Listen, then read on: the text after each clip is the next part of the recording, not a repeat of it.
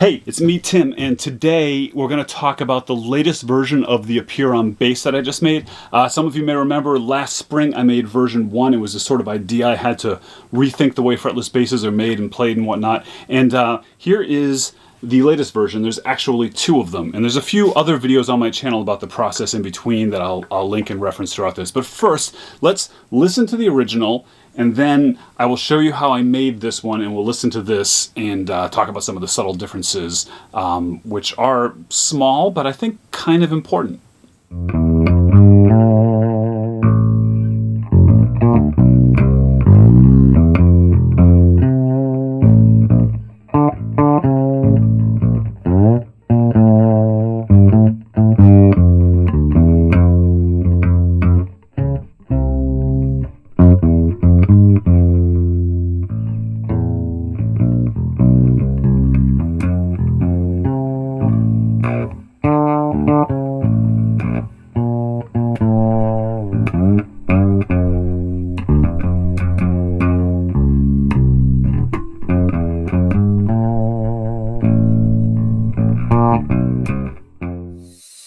Side by side, you can really hear the strings are a little bit older on the original one. Of course, those other strings are just brand new, so they're a little bit brighter and noisier. I always liked older bass strings better. But anyways, about the build. So the whole idea of this instrument was to make a kind of boutique-y fretless bass that just sort of like a slab of wood with strings on it. And I wanted to see if I could find a way to manufacture this that was relatively simple construction, not too time consuming, so I could keep them priced affordably. And I also wanted to use, of course, local sustainable materials, and that means local sustainable materials that I have easy access to, because I'm thinking about this like a product line. So here I am for numbers 5 and 6. One of them is for a commission build, and then the other one I just made alongside it to, again, practice the streamlining process of making this like a manufactured thing. So I'm using some of that black locust that I used in version 3 for the top, which is really cool because it kind of glows under black light. And then some other locally sourced poplar and some reclaimed oak. Nothing, too crazy to find. I did end up adding a little stripe of like some mahogany scraps that I had laying around, various reclaimed sort of cutoffs and stuff I'd gotten over the years, just as a center stripe down the middle. But, that's not necessary. I don't think it really affects the instrument at all, but it just adds that nice little kind of touch to it. And then I'm also, developing the process for manufacturing it and how I'm going to cut it out and clamp it together and making the blanks as efficient as possible and whatnot. So that's what you've been watching this whole time. It's just that whole process of, my process of using all these bits and pieces of reclaimed wood and assembling them, getting the grain the direction I want, where the neck is and whatnot, before I can take it over to the CNC. But so if I have these blanks manufactured, once it gets to the CNC, now the files are pretty clean and pretty much ready to go. I've made a few more tweaks on this batch. Now I can show you the biggest changes I made since version 3. I added these Tune-o-matic style adjustable posts. You can adjust the height of the wooden bridge up and down inside the pocket, as well as a separate battery box instead of having to take off the whole back cavity cover to replace the battery like the original ones. And then my CNC dragged the bit across the body here on this one for some reason. I'm not quite sure why, but I was able to just patch that up with a little bit of Total Coat epoxy. But yeah, so I used an EMG active pickup in this instrument that's actually hidden inside this top plate of wood that's getting cut out now, which is why you need the battery. And it works really well, and there's just a very thin layer of wood between the pickup and the string, so it doesn't have any problem doing its job. And it also gives it that sort of modern, kind of woomphy, fretless sound. I did the same sort of EKG heartbeat inlays for position markers that everybody really seemed to like, which I thought was cool. And the other kind of neat thing about this instrument is it does have an extended range, so it really has about 30 to 32 positions, whereas like most basses might only have 21 to 24 frets. So you really get a little bit of an extra top end in there. It's not practical, but it's sort of part of the design that it's this sort of infinite Apiron type bass. Then I also need to cut out the wooden knobs and the wooden bridges, so I did that from some of the same matching black locust out of a little bit of a cutoff, and I cut some extras in case I messed them up while I was at it.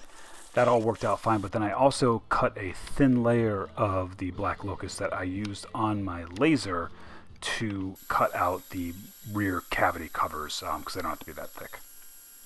This way I can also put the logo on the back cavity cover, which saves me a step of trying to get the headstock in there to do it on that.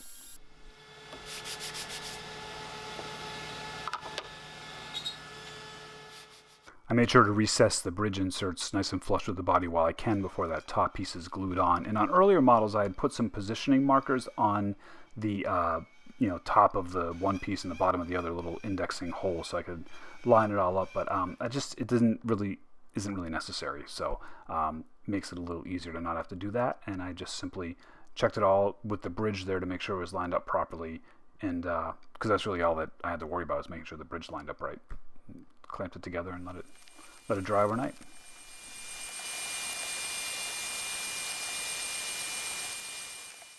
There's of course always sanding to do, and there's always trying to work out that balance of what you do by hand and what you do with the CNC machine.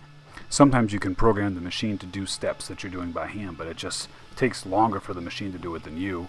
And sometimes it's the other way around. But then it's also, when you're making an instrument, it's got to feel right to the hand, and only a human hand can really do that. Here I'm using a razor blade to do the final shaping and scraping on the fingerboard to get it nice and smooth. And there's actually a used razor blade that I reshaped on the belt sander. I use them over and over again. And then of course some finish sanding. I did a coat of linseed oil on the whole piece before using Rubio Monocoat. Brings it to a slightly higher level of finish and a little bit more protection, but it still feels like natural wood, which is perfect for an instrument like this. I also like to put a little coat of my homemade beeswax and mineral oil polish on top of that. I made a whole bunch of these aluminum string retainers when I made version 2 or 3. I'm not quite sure how far back that goes.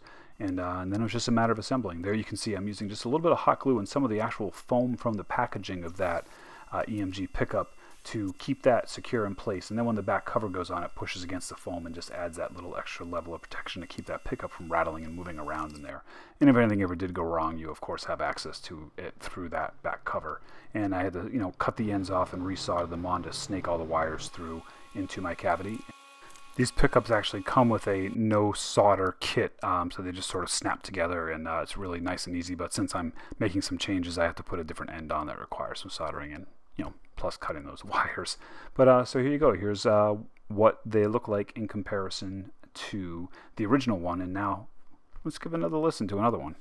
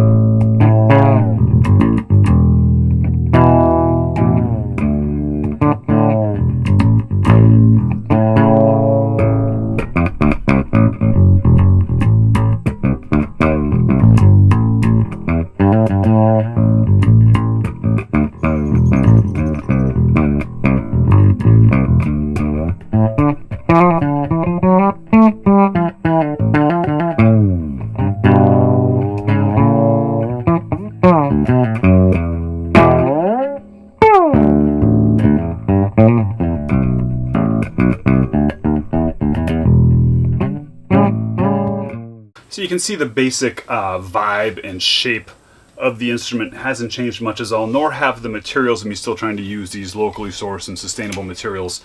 They're very much the same instrument. So like as I mentioned, the original idea behind this design was to just basically put strings on a piece of tree, and where I really missed the mark on the first one was by not hiding the pickup. That came to me after I made this, that the way I assembled this, I could bury the pickup in the back. The other big changes you'll see is on the original, I had the knobs on the back, which eventually moved up to the front, and but I sort of tried to hide them, and I changed the configuration of the back covers. As you can see here, I just made this one solid cover that housed all the electronics, where now I have more like a traditional sort of style, plus a separate battery box. So you don't have to remove the cover to replace the battery for the active pickups, which is a little bit cleaner. So I'm getting away from that tree with strings look on the back a little more, but still keeping it on the front pretty well. The biggest, most important improvement of this is the adjustable bridge. But I think that the woody sound is really kind of what makes this different, by having that wood on wood string kind of connection, and we lose a little bit of that wood transference through these metal posts, but not enough to make too much of a difference, I think. So I think this works really well. I'm happy with this. It's still sticking true to my vision, but it is getting a little bit closer to the type of instrument that people would be used to playing and understanding how to set up and whatnot. So now, this original one I had no intention of ever letting go of because this is a prototype and I wanted to see how it would last. So it's been over a year now. I haven't been playing it a ton, but I've been abusing it, leaving it up to tension and leaving it in different environmental situations and whatnot. And it's doing good. It still plays great. I haven't had to make any adjustments to the bridge or the nut. Everything works fine. So, yay for that. I think we're getting closer to what would be like the final version of this instrument. If I were to change, I think, anything out from this design, besides some slight manufacturing differences, I still wouldn't mind seeing these knobs being a little bit better hidden on the front.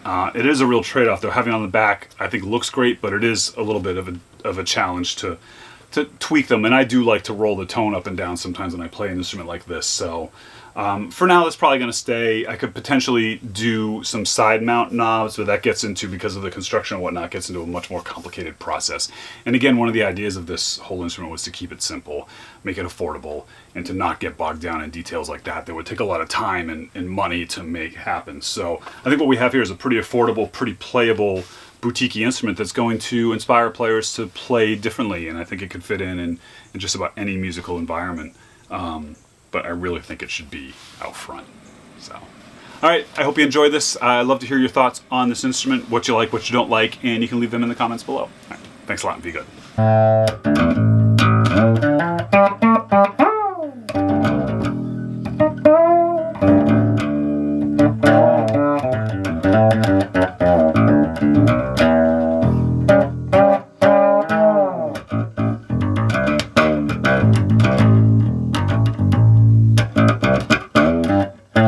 Oh my God, I'm not recording?